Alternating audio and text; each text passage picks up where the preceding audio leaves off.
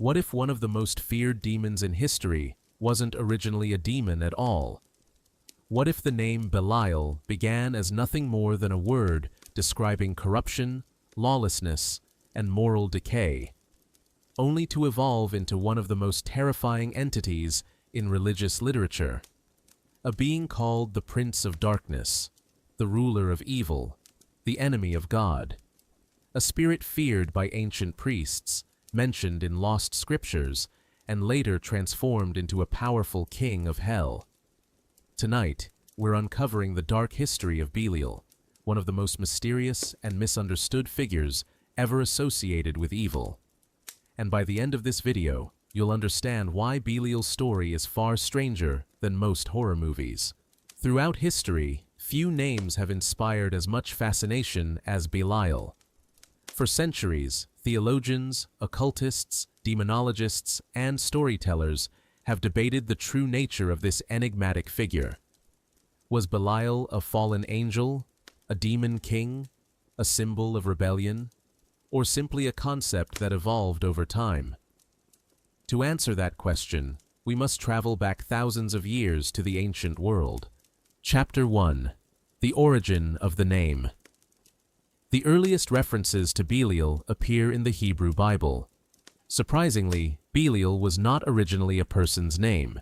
Instead, the Hebrew word Belial was used to describe wickedness, worthlessness, corruption, or lawlessness. Ancient texts often referred to evil people as sons of Belial. In other words, they were people characterized by rebellion and moral corruption. At this stage, Belial wasn't a horned demon ruling hell.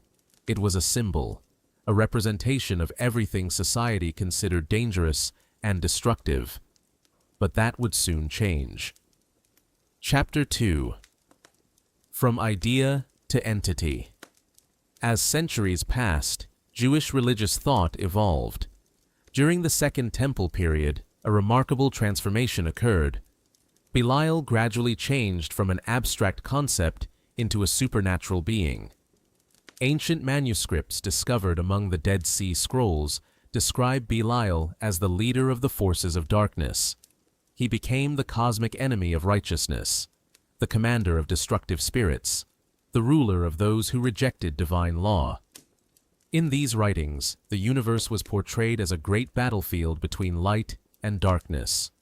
On one side stood God's followers, on the other stood Belial and his followers. This was one of the first times Belial appeared not merely as evil itself, but as a living, conscious power behind evil. Chapter 3. The Testament of the 12 Patriarchs. Another ancient text, known as the Testament of the 12 Patriarchs, expanded Belial's role even further. In these writings, Belial becomes the direct opponent of God. The text warns that immoral behavior, corruption, and sexual misconduct bring people closer to Belial. The authors believed that when a person abandoned virtue, they opened the door to Belial's influence. Belial wasn't merely a monster. He represented temptation itself, the invisible force that pulls humanity away from righteousness. This idea would profoundly influence later Christian demonology. Chapter 4. Belial in Christianity. Belial appears only once in the New Testament. In the Apostle Paul's writings, Belial is contrasted with Christ. The message is clear: light versus darkness, good versus evil, order versus rebellion.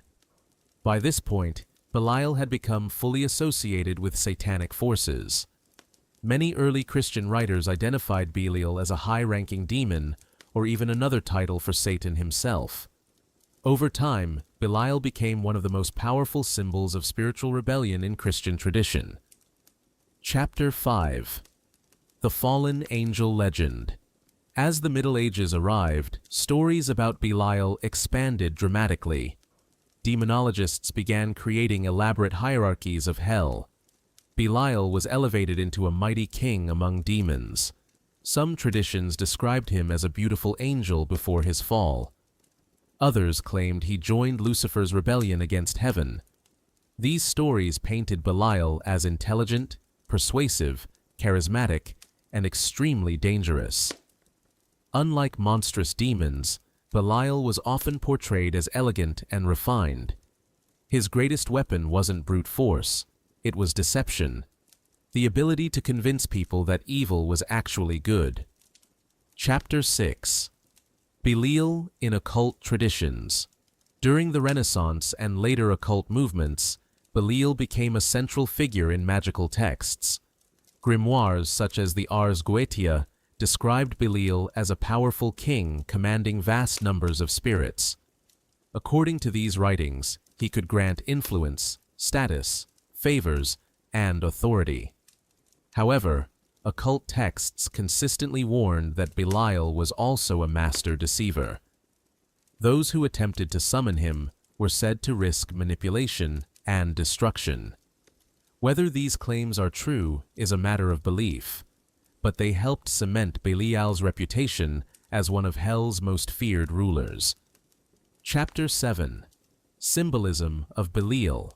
Perhaps the most interesting question is this: what does Belial actually represent? To many scholars, Belial symbolizes lawlessness, the rejection of moral authority, the desire to place oneself above all rules. To some occult practitioners, however, Belial represents personal freedom and self-determination. This creates a fascinating paradox. The same figure can be viewed as the ultimate embodiment of evil, or as a symbol of independence. That duality is one reason Belial remains so controversial even today. Chapter 8. Belial in modern pop culture. Belial's influence didn't end with ancient religion. He appears in novels, films, video games, horror stories, anime, and fantasy literature.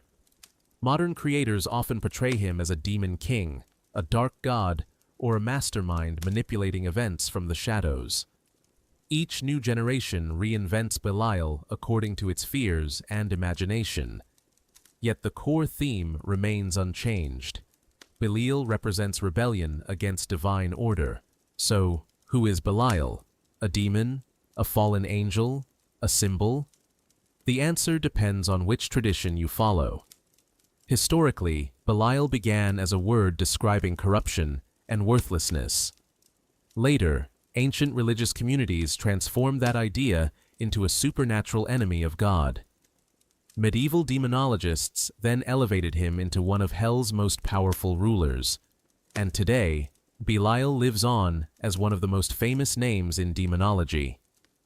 Whether viewed as myth, theology, folklore, or symbolism, Belial remains one of the darkest and most fascinating figures ever created by human imagination.